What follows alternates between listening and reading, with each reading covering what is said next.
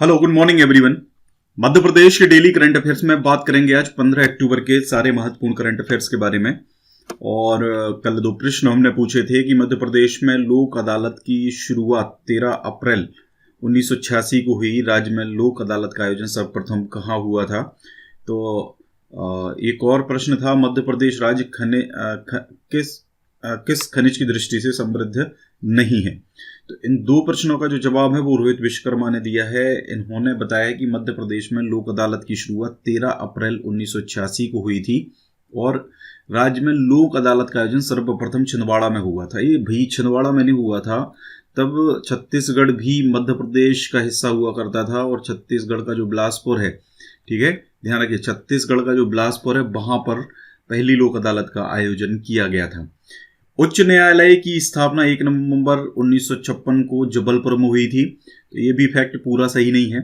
Actual में उच्च न्यायालय जो है मध्य प्रदेश का, उसकी स्थापना पहले नागपुर में हो गई थी, लेकिन मध्य प्रदेश के गठन के पश्चात 1956 में इसकी फिर से स्थापना करी गई थी या स्थानांतरित किया गया था जबलपुर में। ठीक है, हेनरी इरविन, ध्यान रखिए, हेनरी इरविन इस जो हाई कोर्ट की जो मेन मुख्य पीठ बनी हुई है उसके वास्तुकार थे। ठीक है, इसकी दो खंडपीठ हैं, इंदौर ग्वालियर में। स्थापना 1968 में हुई थी। भोपाल में एक और प्रस्तावित है। पहले मुख्य न्यायाधीश जस्टिस मोहम्मद हिदायतुल्लाह थे, जो बाद में जाके भारत के राष्ट्रपति भी बने थे। वर्तमान में मध्य प्रदेश के कार्यवाहक न्यायाधीश जस्टिस संजय यादव हैं। इससे पहले ए के मित्तल थे। ए के मित्तल जो कि रिटायर्ड हो चुके हैं, तो आप कौन बन गए हैं? जस्टिस संजय यादव। प्रत्येक जिले में एक जिला या सत्र न्यायालय होता है और प्रत्येक जिले में 2 विशेष अदालतों का प्रावधान है। ये एससी और एसटी मामलों के निपटारे के लिए होते हैं। प्रत्येक जिले में एक राजस्व न्यायालय होता है। मध्य प्रदेश राजस्व न्यायालय का मुख्यालय जो है वो ग्वालियर में है। मध्य प्रदेश में फास्ट ट्रैक कोर्ट भी हैं, जिनकी स्थापना 1 अप्रैल 2001 को की गई थी। मध्य प्रदेश का पहला ग्राम न्यायालय झांतला ग्राम में है, जो आपका मध्य प्रदेश के नीमच जिले में आता है। 26 जनवरी 2001 को स्थापित किया गया था। केंद्र की योजना के अंतर्गत मध्य प्रदेश का पहला ग्राम न्यायालय बैरसिया, ठीक है, भोपाल में 2 अक्टूबर 2009 को स्थापित किया गया था, केंद्र की योजना के अंतर्गत। राष्ट्रीय विधि अकादमी भोपाल में है, जिसकी स्थापना हुई थी सन 2002 में। दूसरा है, मध्य प्रदेश राज्य पेट्रोलियम की दृष्टि से समृद्ध नहीं है। लौह अयस्क मैग्नीज कोयला उत्पादन मध्य प्रदेश में होता है। मध्य प्रदेश का खनिज उत्पादन में देश में तीसरा स्थान है।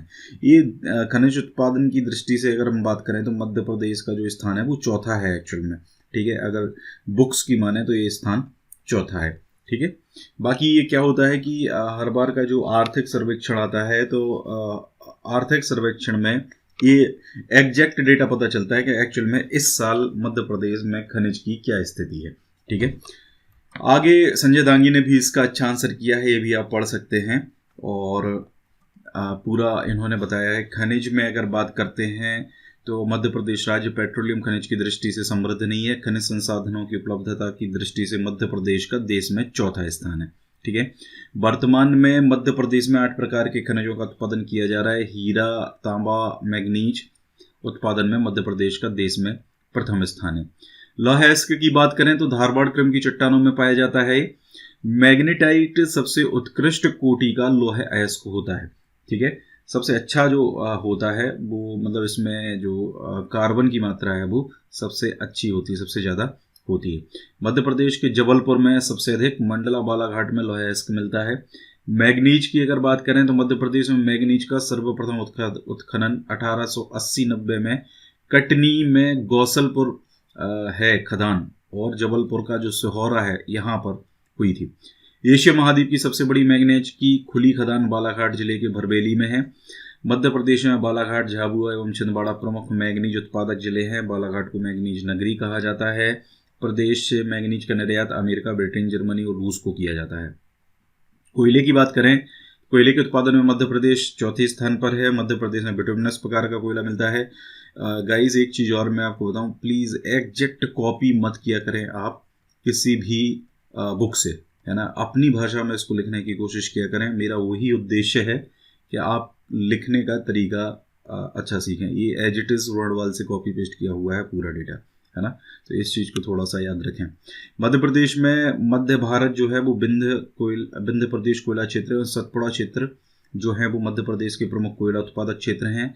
कोयला भंडारण की दृष्टि से विंध्य प्रदेश प्रथम स्थान पर है। सोहागपुर कोयला क्षेत्र शहडोल मध्य प्रदेश का सबसे बड़ा कोयला क्षेत्र है। सिंगरौली में कोयले की सबसे मोटी परत पाई जाती है। मध्य प्रदेश का सबसे छोटा जो कोयला क्षेत्र है वो उमरिया है। इससे संबंधित बहुत सारे प्रश्न एग्जाम में जटिल पूछे जा चुके हैं। आज के लिए आपका प्रश्न है, मध्य प्रदेश का कौन सा राष्ट्रीय उद्यान 32 पहाड़ियों से घिरा हुआ है? ठीक है। दूसरा प्रश्न है, मध्य प्रदेश की पहली अंतरघाटी परियोजना कौन सी है? ये दो प्रश्नों के जवाब आपको आज कमेंट करके बता दें। गाइस, हमारा जुलाई तक का पूरा करंट अफेयर अवेलेबल है, अगर आप लेना चाहें तो ले सकते हैं। इसके अलावा 6 मंथ का एडिशन अर्धवार्षिक अंक भी हमारा है, जनवरी से लेकर पूरा जून तक, वो भी आप ले सकते हैं। अगस्त सितंबर जल्द ही आपको दे दूंगा मैं, ठीक है। इससे संबंधित क्वेरी करना चाहते हैं इस व्हाट्सएप नंबर पर कर सकते हैं। कुछ और रामबाण नोट्स, जीव विज्ञान के नोट्स, विज्ञान के नोट्स भी हैं। चलिए, पहला प्रश्न है, मध्य प्रदेश सरकार के द्वारा किस जिले में स्थित मोहासा बाबई इंडस्ट्रियल एवं मेडिकल गैस निर्माण के लिए संयंत्र स्थापना पर निवेश प्रोत्साहन सहायता देने का निर्णय लिया गया है? तो मोहासा बाबई इंडस्ट्रियल जो एरिया है आपका, ये कहाँ का है? ये होशंगाबाद का है, ठीक है। अभी हाल ही में निवेश प्रोत्साहन को लेकर मंत्री परिषद समिति की एक बैठक हुई है मुख्यमंत्री शिवराज सिंह चौहान की अध्यक्षता में। तो उन्होंने प्रदेश में मध्य प्रदेश के होशंगाबाद जिले में मोहासा बाबई इंडस्ट्रियल और मेडिकल गैस निर्माण के लिए संयंत्र स्थापना पर निवेश प्रोत्साहन सहायता देने का निर्णय लिया है। तो अभी सहायता कितनी दी जाएगी? ये सहायता दी जाएगी, समिति ने डिसीजन लिया है कि आइनॉक्स लिमिटेड जो है उसको निवेश प्रोत्साहन योजना के अंतर्गत 40% की दर से 7 वर्ष की अवधि में सहायता देने का निर्णय लिया गया है। तो प्रतिशत याद रखिए, 7 वर्ष याद रखिए। प्रदेश में हाल ही में कोविड-19 के दौरान नागरिकों के उपचार के लिए राज्य सरकार ने पर्याप्त ऑक्सीजन व्यवस्था करने के साथ साथ भविष्य में ऑक्सीजन के लिए अन्य राज्यों पर निर्भरता समाप्त करने के उद्देश्य से राज्य में ही संयंत्र स्थापना के लिए गंभीरता से विचार किया हुआ है। देखिए, अभी आपको पता है ऑक्सीजन की कमी हमारे यहाँ आ गई थी मध्य प्रदेश में, तो महाराष्ट्र ने हालांकि इसमें हमारी सहायता करी थी, ठीक है। तो अब यहाँ पर हालांकि हो क्या रहा है, ये शिवराज सिंह चौहान ये चाहते हैं कि ऑक्सीजन की अब किसी भी प्रकार की अगर कमी आती है तो वो हम अपने स्टेट से ही पूरा करें। तो अब यहाँ पर थोड़ा गवर्नमेंट इन्वेस्ट करने जा रही है।